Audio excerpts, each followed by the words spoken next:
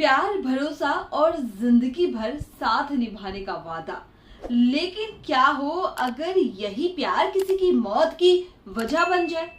क्या हो अगर जिस लड़के के साथ शादी के सपने देखे जा रहे हो उसी पर अपने मंगेतर की हत्या की साजिश रचने का आरोप लग जाए? और क्या हो अगर इस पूरी कहानी में एक तीसरा शख्स भी हो जिसने सब कुछ हमेशा के लिए खत्म कर दिया और बदल दिया? तो आज हम बात करेंगे केतन अग्रवाल और सिया अग्रवाल केस की। एक ऐसा मामला जिसने पूरे देश को झकझोर दिया, लेकिन सोशल मीडिया से लेकर न्यूज चैनलों तक हर जगह सिर्फ एक ही सवाल गूंज रहा है कि आखिर इस दिन लोहागढ़ किले पर ऐसा क्या हुआ था।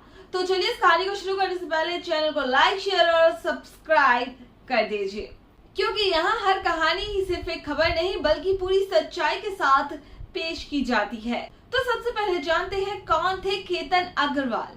केतन अग्रवाल एक पढ़ा लिखा शांत स्वभाव का, अपने परिवार के बेहद करीब रहने वाला युवा था। परिवार की माने तो उसकी जिंदगी बिल्कुल सिंपल चल रही थी।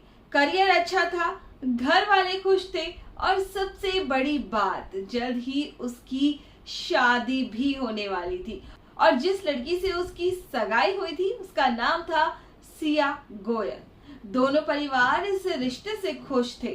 फ्यूचर की तैयारियां शुरू हो चुकी थी, यानी शादी की तैयारियां। शादी की तैयारी चल रही थी, लेकिन किसी को नहीं पता था कि यही रिश्ता कुछ ही समय बाद देश के क्राइम केसों में बदल जाएगा।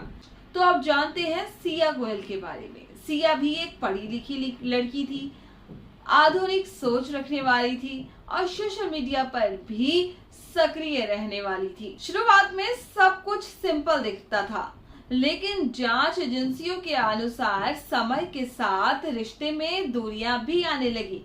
हालांकि इस बात को लेकर अलग अलग दावे किए गए हैं। पुलिस का कहना है कि जांच के दौरान कई डिजिटल बातचीत, कॉल रिकॉर्ड और अन्य इलेक्ट्रॉनिक सबूतों की जांच की गई। यहीं से इस कहानी में एक नया नाम सामने आता है। तो अब इस कहानी के विलन चेतन चौधरी के बारे में बात करते हैं।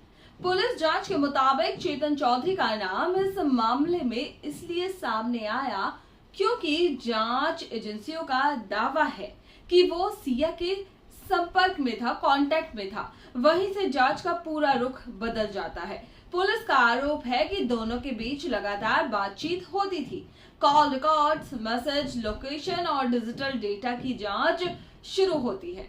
हालांकि ये ध्यान रखना जरूरी है कि इन आरोपों पर अभी अंतिम फैसला अदालत का आना बाकी है। लेकिन पुलिस को जो शक था वो एक बड़े क्रिमिनल इन्वेस्टिगेशन में बदल चुका था। अब वो दिन सब कुछ बदल दिया जाता है। अब वो दिन जिसने पूरे देश को हिला दिया। जांच के अनुसार केतन को महाराष्ट्र के प्रसिद्ध लोहागढ़ किले की ओर ले जाया गया।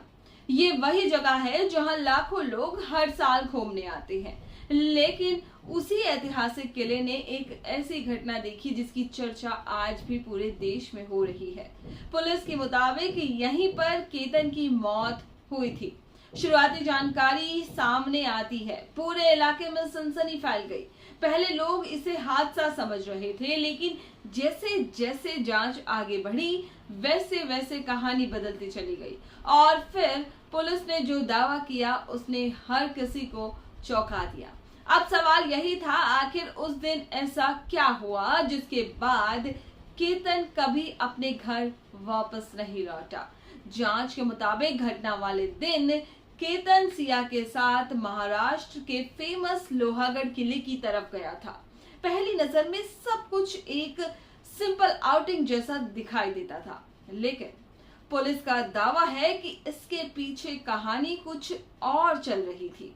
जांच एजेंसियों के मुताबिक घटनास्थल के आसपास मौजूद तकनीकी सबूत, मोबाइल फोन की लोकेशन, कॉल रिकॉर्ड और अन्य डिजिटल डेटा की गहन जांच की गई। इसी दौरान पुलिस की जांच का दायरा और बढ़ता गया। कुछ दिनों बाद इस मामले में चेतन चौधरी का नाम भी सामने आया। पुलिस का आरोप है कि चेतन के इस पूरे घटनाक्रम में भूमिका थी और इसी आधार पर उसे भी गिरफ्तार किया गया। साथ ही इस केस की सुनवाई तेजी से आगे बढ़ाने की बात भी कही गई है। इस समय जांच एजेंसियां इलेक्ट्रॉनिक सबूत, मोबाइल डेटा, घटनास्थल से जुड़े तथ्य और अन्य साक्ष्यों को अदालत में पेश करने की तैयारी कर रही है। यानी केस अभी खत्म नहीं हुआ है। असल लड़ाई अब अदालत के भीतर लड़ी जाएगी और यही तय होगा कि पुलिस के आरोप अदालत में साबित होते हैं या नहीं। लेकिन इस कहानी का सबसे बड़ा सवाल अब भी बाकी है। क्या पुलिस के पास इतने सबूत हैं कि अदालत में आरोप साबित किए जा सके? आगे इस केस में क्या हो सकता है? इस केस से सबसे बड़ी सीख, ये मामला सिर्फ एक आपराधिक जांच बिल्कुल नहीं है। ये भरोसे, रिश्ते और इंसानी फैसलों से जुड़ा एक ऐसा मामला है जिसने हजारों लोगों को सोचने पर मजबूर कर दिया। एक तरफ एक परिवार है जिसने अपना बेटा खोया, दूसरी तरफ ऐसे आरोपी हैं जिन्हें भारतीय कानून के अनुसार तब तक निर्दोष माना जाएगा जब तक अदालत उन्हें दोषी साबित न कर दे।